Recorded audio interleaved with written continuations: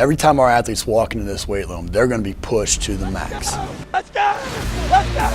The barbell hasn't changed in over 100 years. I can take a 25-pound plate, and we'll go out on the turf, and I'll have you hating life. We talk about straining your gut, pushing past that comfort level. I want a lot of energy. What better breeding ground is there for being a success in life than the weight room?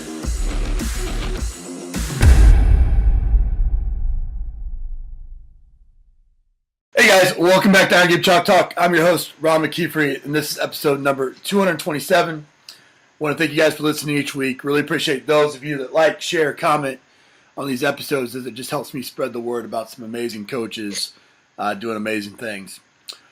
Also want to thank our sponsors, and specifically VersaPulley for sponsoring this episode. Thank the world of VersaPulley.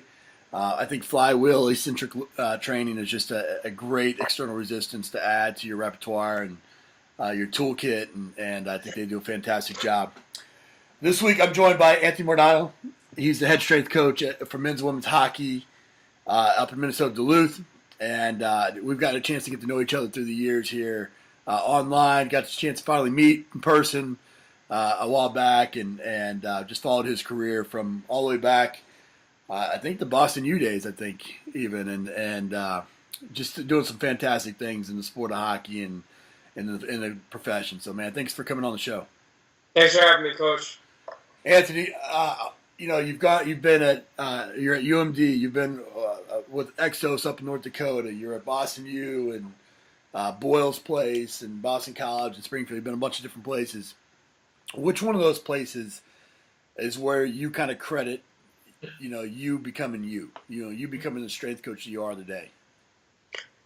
Well, I think, Coach, A, that's a great question. B, there's three people that come to mind right off the bat, and one of them is Mike Boyle. If Mike wasn't in my life, I wouldn't be here today, and that's definitely for certain. Especially at Boston University, he gave me an opportunity to be there, and I credit Mike. I credit a man like Walter Norton, who gave me my first internship and showed me the ropes, what a true coach is supposed to be like. And third is Jason Loscalzo. Showed me just what it takes to really care about people in the strength and conditioning profession, especially with football players. So I've had the opportunity to kick a career off that's had its ebbs and flows with those three men, and I'm forever thankful for them. Yeah, I think, so many times as strength coaches, we're so focused on what's ahead that we forget about the people that that helped us, get our first start, pour into us. And I think, going after your dreams is one thing. Helping somebody else achieve their dreams is even more powerful. And we all need to think back to our mentors and reach out to them from time to time and just thank them for the opportunities that they've given us. You haven't gone all those places and had the success that you've had without making some mistakes. What's one of the biggest mistakes you've made and kind of how you learned from it? I think the biggest mistake that I've made is always give full disclosure. Never leave anything out. Whether you think you're doing something right or you think you're doing something wrong, always be honest and always be sure to know who gave you what and what they've given you for advice. And sometimes, being a younger coach, and we say it a lot on the Players Tribune, which is really popular right now, the letters to the younger self. If I wrote a letter to my younger self, there's a couple things that I know I should have did differently. And I think through those mistakes, I think they've turned into a learning process for sure, Coach. And anytime you're half decent at something, and if you want to reach your full potential, you need some trauma in your life to get there first. And I think I truly am where I am because of the mistakes that I've made in the past today. So, if you were writing that letter, what were some of those mistakes that you made that you feel like really helped you become you?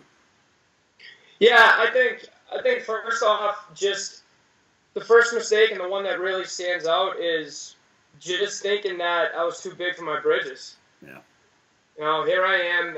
You get a little taste of money. You get a little taste of, and I'm not talking millions of dollars here, right? But you buy a car that you want, or things are flowing in the right direction, and you truly needed to eat a piece of humble pie. and you never got to that course. No question. And when you get to that course, when one or two people who you highly respect lose a little bit of respect for you, you realize that, man, maybe I should change something. And that's exactly what I did. And that change came about 5 or 6 years ago. And because of that change, I think I'm a better person, and an all-around person. I think I'm better for it. And I hope the people that are listening, they understand that I've definitely made amends with that. I buried the hatchet with that. And I really try every single day to capitalize on the mistakes that I've made, and I try to learn from them. Yeah, absolutely. I think, I talk about this often when I speak, but, the power of vulnerability, it's a great book by Brene Brown on the topic, and she speaks quite a bit. She's got a great TED Talk on it. But it's where fear and anxiety live, but it's also where curiosity and joy come from, and if you can be vulnerable with your athletes and show them that you're not a robot, show them that you're a human just like they are, it's so powerful, and making that connection, because there's nobody better suited to kind of give advice to some of these athletes than somebody that's walked down a similar path in some capacity, and that's why I ask the question. That's why I always ask the question, because I feel like if we can avoid some of the mistakes that other people have made, then we can potentially get there faster, and I think it's so powerful. Obviously, hockey's a passion of yours. It's a sport that you've worked with for pretty much your entire career. You're in the third week of your preseason training right now. What's the main, what's your main focus as a strength coach? What's a typical day and week look like? A typical day, Coach. We're doing something every single day. Right now, there are certain occasions where coaches can be on the ice versus when they can't be. So there are captains' practices being held on the ice, and then there are 1 to 2 coaching sessions being held on the ice. And in addition to that, the men and the women are in the weight room 5 days a week. And maintaining that NCAA 8-hour rule, they're just doing something for at least an hour every single day, maybe a little bit more. But we're moving every day, Coach. Short answer to that, we're moving every day. We're learning how to jump from a non-counter movement perspective, from a counter movement perspective, and we're teaching reactivity and unilateral bounding and hopping in all 3 directions, because hockey players are simply compromised all day, every single day, because of the nature of the sport, because of the internal rotation and deflection that the sport provides. So truly just hammering away at proper movement. And in addition to that, performing technical lifts under appropriate load to make sure that they can be sustainable going into the first week of October. Yeah, 5 days a week. That's a little bit different than what most people do. It's not your typical 4-day split or your 3-day total bodies or whatever. How are you splitting that up on those 5 days? When it comes to movement, Coach, a linear and a lateral on the first 2 days, a regeneration session plus some yoga on that midday, coming back on a day 4 with some multi-directional movement, and then that day 5 just really, really focusing on some basic calisthenics, basic dynamic movement in a mixed session, and really just hammering away at some aerobic activity towards the end of the week, just to provide them with optimal recovery. What about from a resistance training standpoint? Resistance training, I think that day 1 is probably going to work a power strength split. That day 2 just focusing on strength. Day 3 is that regen.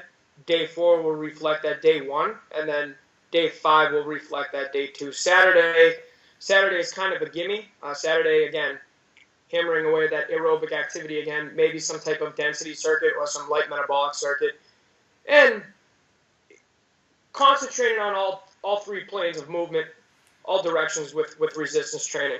If day 1 is a linear emphasis, acceleration emphasis, day 2 is going to be that lateral. Chances are our lift is going to reflect our movement prep. So maybe we're doing a squat in a frontal plane on a day 2.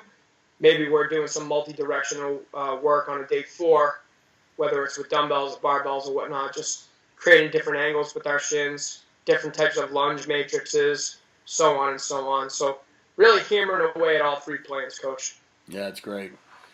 obviously deal with hockey players. It's a different sport. I mean, it's like it's like football in that it's you're getting in a car accident every week, and it's also it's got some obviously aerobic, anaerobic endurance properties as well. But the mindset is probably the biggest change. What makes hockey players different, and then how have you had to kind of change the way you've coached to fit that? Yeah, it's a great question, and here's a full answer coming at you. I think I was a football player in college. Yeah.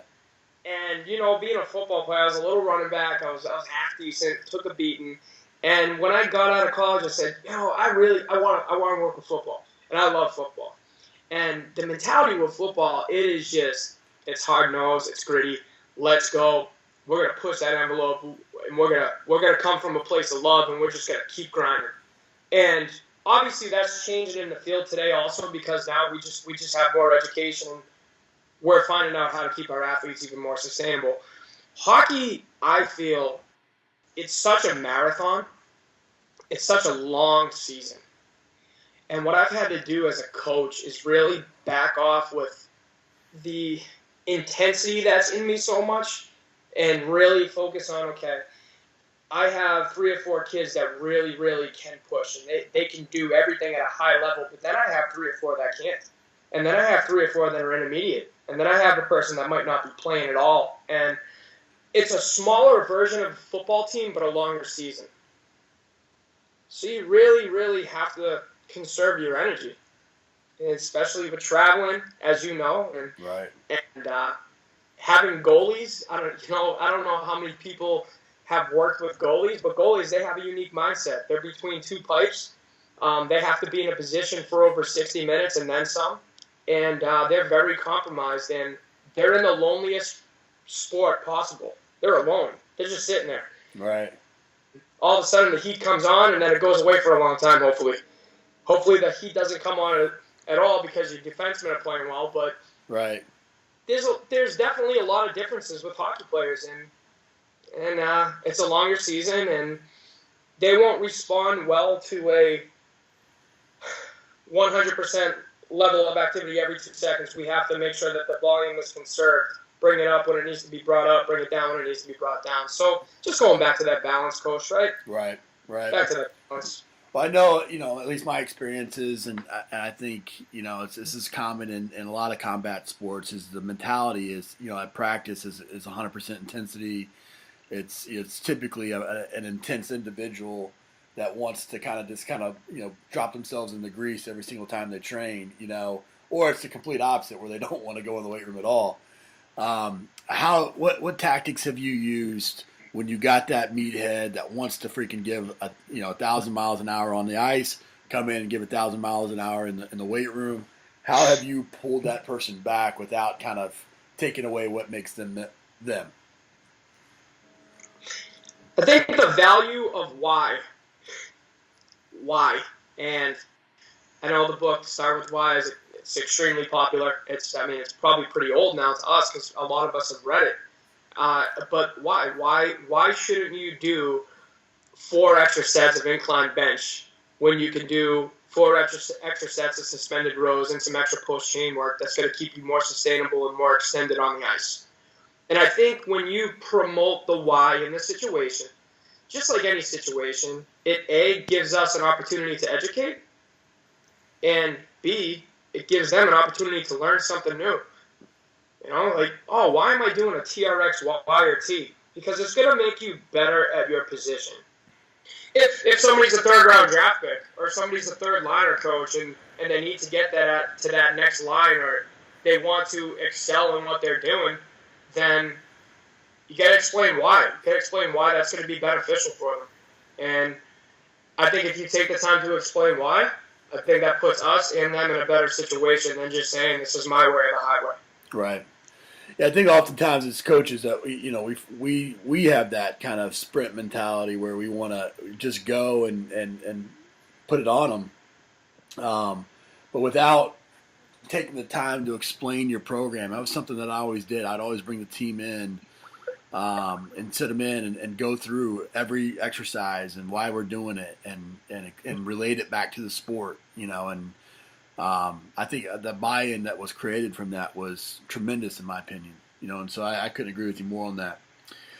You obviously, you work with women's hockey there at Duluth. You've worked with women's sports throughout. You married a gold medalist hockey, right? Hopefully gold soon, Coach. Yeah, hopefully gold soon. And, she's going to be in the Olympics in the winter in Pyeongchang, South Korea, so that's exciting. Women's hockey player there, how have you changed your mindset working with female athletes, or is there a difference of working with female athletes in combat type sports? Coach, to be honest, no. Train them just like men, but keep your chivalry card open. Train them like men, treat them like women. Hold the door, be respectful. I treat every female player as if I would treat my wife in the weight room. I have the opportunity to train my wife. I have the opportunity to train my sister-in-law. And Monique and Jocelyn, they're two great athletes. They're also my best friends. And the care level has to be the same with every athlete that we train. If not, then what are we in it for? Right.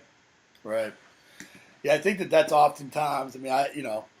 For me, that was tough. Going from working with men's sports my whole life to all of a sudden having a team of women, and I think that's. I don't think you could have said it any better. I think training them like men or training them like an athlete, probably better PC, but treating them like a woman and keeping that chivalry card, I think that's absolutely the best advice that can be given. Out there. I think that's so important as we go through working with a variety of athletes throughout. Well, man, we end the show with some resources here. Give us the best piece of coaching advice you ever received. Don't love something that doesn't love you back. What's the best advice I received about 10 years ago? Explain that a little bit. I think we're in a, not even, and this isn't getting political, it's just society, right, where we're always trying to figure out, okay, how am I going to, whether it's make more money or how am I going to get ahead, how am I going to keep growing. If we just kind of focus on what we love and really focus on, I love being a coach. I made a change for myself recently, and I feel like coaching athletes loves me back.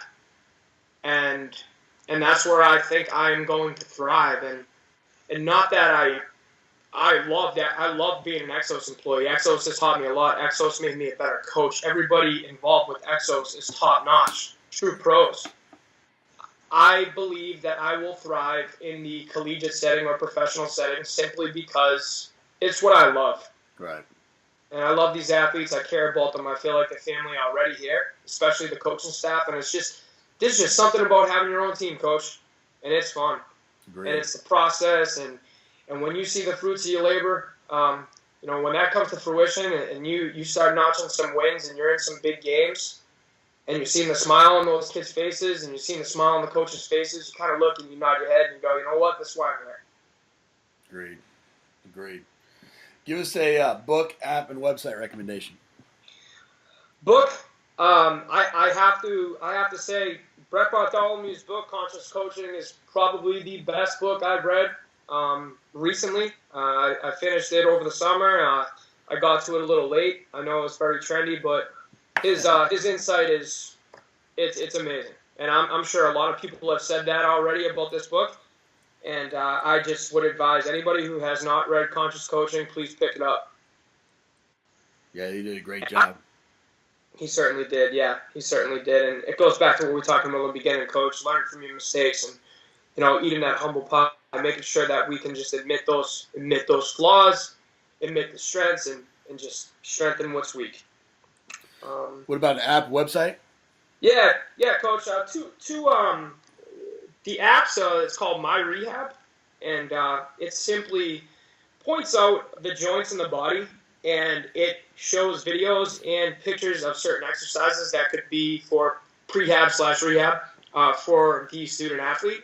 And I think that's popular for me only because with hockey players, they constantly need to activate those shoulder joints, those hip joints, and they constantly need to protect their low back simply because their body is so internally rotated and it's so flexed throughout the nature of their sport. So finding different ways to keep them extended. And in addition to that, my Headspace is an app also just for meditation and just for some parasympathetic work with our athletes post lift, post conditioning. Yep. And that's something that I just throw on the speakers and they can listen to, put a towel over their head and get their breathing patterns right. Yeah, that's a good idea. I didn't even think about that, but putting it over the speakers in the weight room. I like that. Yeah. I like that. And for a website, I read Simply Faster almost every single day. And I think between Carl Val and the others that contribute to that website, I think it's a great website. I know Devin McConnell from UMass Lowell just had a great article up there about the safety bar, hands-free riff, and elevated split squatting, and things like that. They're definitely changing the game, and they're innovative, and Simply Faster definitely gives me the tools I need to be a better coach. So that's something that I refer to every day. Well, that's awesome, man. Well, this has been great, and I always respect coaches that that you've kind of worked in every aspect of strength and conditioning, and then like you said, you found your passion, and then you're full steam ahead into that team because you now are prepared and have the creativity, the education, the knowledge to fully give them everything, every ounce of you. And I think that's showing up both in what's going to show up at UMD, obviously a great program, but also with your wife and her sister and our women's national team. Hopefully they bring back that gold as well. But and then not only that, but then you turn around and you share it. You share what you know online with others, and if you're not following Anthony, you should. But that's how we've corresponded most of the time throughout the time that we've known each other. But he's a guy that cares, and he's a guy that's doing it the right way. And I just appreciate you coming on the show, man. I appreciate everything you've done for me, also, Coach. Thanks for having me, and I'm really happy to be invited to this podcast, and can't thank you enough. Awesome, man. That's it for this episode of Iron Game Chalk Talk. Thanks to this week's guest as well as our sponsors for bringing this episode to you for free. Make sure to check out ronmckeefery.com where you can join our mailing list, find the show notes, including all the links and resources mentioned, and information about Coach McKeefery's other products. While you are there, please join Coach McKeefery in the comments section thanking our guest for sharing. If you haven't subscribed to Iron Game Chalk Talk on YouTube or iTunes yet, make sure to do so. Comments, ratings, and reviews are always welcome. Coach McKeefery can be found on Twitter at @RMcKeefery, on Facebook and YouTube at /Ron.McKeefery. That's it for this week. Be sure to check back next week for another great episode of Iron Game Chalk Talk.